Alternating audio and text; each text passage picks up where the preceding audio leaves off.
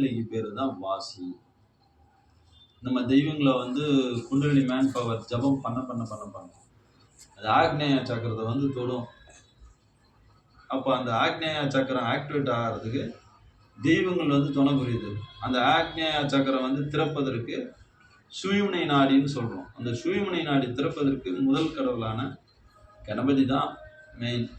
அவரோட அனுகிரகம் இருந்தால் தான் சுசினம் நாடி திறக்கும். அந்த சுசினம் நாடி திறந்து அருள்நிலையை பெற்றவர் யாருன்னா அவையார். அவையார் பிரியாட்டார் வந்து விநாயகர் பெருமானை வணங்கி தானே சொர்க்கத்துக்கே போனாங்க. அப்போ அந்த அருள் தரக்கூடிய விஷயங்கள்ல சக்தி கணபதி. அந்த சக்தி கணபதியை எப்படி நம்ம முறையாக பூஜை பண்ணுறது அப்படின்னு பார்த்தோம்னா, முதல்ல கணபதி வழிபாட்டுக்கு அருகம்புல், வெள்ளருக்கம்பூ, மல்லிகைப்பூ, மறிக்கொழுந்து, நைவேத்தியமாக வந்து சக்கரை பொங்கல், வெல்லம் போட்ட பொங்கல், அப்புறம் வந்து அச்சு வெல்லம், வாழைப்பழம், பஞ்சாமிர்தம், இதெல்லாம் வரும். புல்கட்டை, கோமேதகம், அப்பம், இதெல்லாம் வச்சு அவருக்கு பூஜையை நம்ம பண்ணலாம். பொதுவாக மகா கணபதிக்கு என்ன பூஜையோ, அஷ்ட கணபதிக்கு என்ன பூஜையோ, உச்சிஷ்ட கணபதிக்கு என்ன, எல்லா கணபதிக்கும் என்ன பூஜையோ அதை பொதுவாகவே நம்ம சக்தி கணபதிக்கு செய்யலாம். இந்த சக்தி கணபதி கையில் என்னன்னா சூலம் இருக்கும். சக்தி கணபதி அப்படின்னா அம்பாள் கூட வரக்கூடிய சக்தி.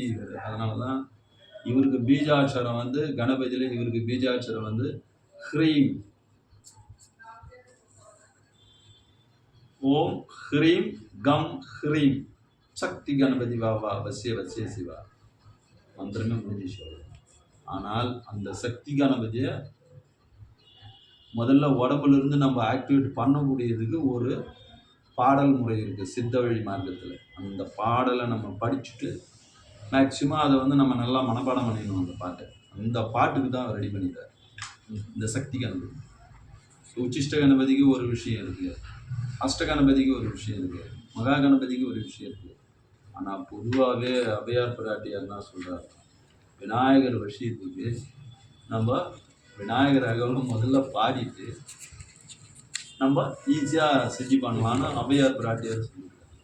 அது இல்லாமல் துர்கச்சித்தர் வந்து மகா கணபதி மாலைன்னு ஒன்று கொடுக்குறாரு. அந்த மாலையை படிச்சுட்டு பண்ணாலும் விநாயகர் செஞ்சாரு. அப்போ சித்தர்கள்லாம் என்ன சொல்கிறாங்கன்னா அவங்க ஒரு வழி வகுத்து வச்சுருக்காங்க. சக்தி கணபதி வழிபாட்டு முறைக்குன்னு ஒரு பாடலை கொடுத்து அதுக்கப்புறமா அந்த மூலமந்திரத்தை ஜபம் பண்ணும்போது நமக்கு ஈஸியாக வாசி உனக்குள்ளே செட் ஆகும். உனக்குள்ள கர்மம் இருந்தால் நிவர்த்தி ஆகிடும், நவகிரக தோஷம் இருந்தால் நிவர்த்தி ஆகிடும், ஏதாச்சும் மாந்திரிக பிரச்சனைகள் இருந்தாலும் அது நிவர்த்தி ஆகிடும். மனிதாலோட கண் திருஷ்டி போராம எண்ணங்கள் நம்ம மேலே பற்றாலும் அது விலகி போயிடும். இந்த சக்தி கணபதி பூஜை பண்ணிட்டு நம்ம அம்பாவை பூஜை பண்ண நமக்கு எந்த வகையில் யாராலையும் எந்த துஷமும் பண்ண முடியாது. கூடவே பாதுகாப்பாங்க. இந்த சக்தி கணபதி கையில் சூழா இருக்கும். அதனால் இவர் வந்து நம்மளை எப்பொழுதும் காத்திருக்கக்கூடிய சக்தி வரும் பெற்றவர்.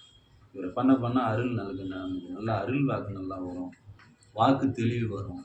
நம்ம மனசில் ஒரு எலுமிச்சை மரத்தை எடுத்து அப்படி நினைக்கும் போது அவர் நம்ம மனசில் உடனே உணர்த்தி சொல்லிக்கிட்டே இருப்பார்.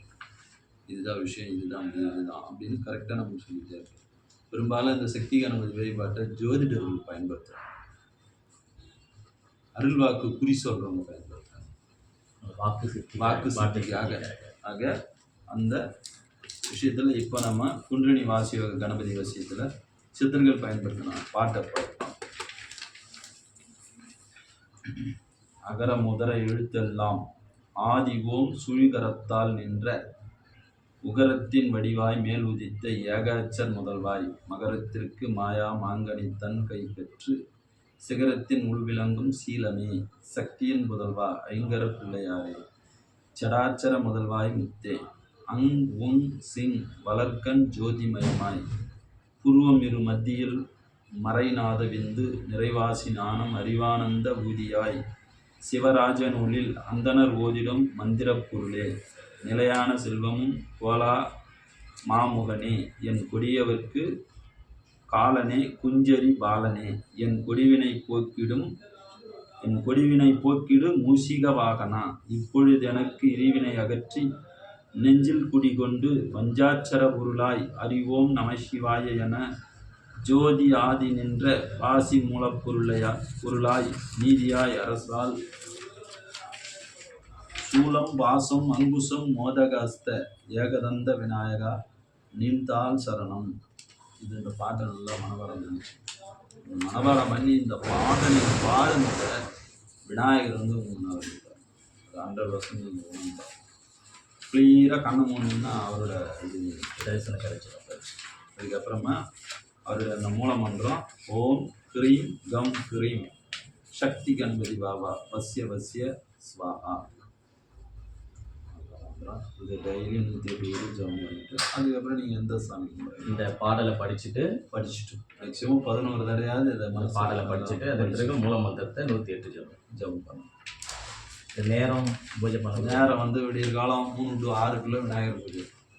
அவர் வந்து நம்ம வியாசர் வந்து விநாயகரை பூஜை பண்ணக்கூடிய நேரம் மகாபாரதத்துக்காக வியாசர் பூஜை பண்ணக்கூடிய நேரங்கள் 3 to 6 அவர் அதிகாலை பெருமாள். அதேமாரி சாயந்தரத்தில் 3 to 6 அவரை பூஜை பண்ணணும். ஏன்னா அவர் விநாயகர் வரக்கூடிய நேரம். ஒவ்வொரு தெய்வங்களுக்கும் அவங்க வரக்கூடிய நேரங்கள் இருக்குது, காலங்கள் இருக்குது. அந்த டைமில் நம்ம பூஜை பண்ணோம்னா அதனோட சக்தி அருள்.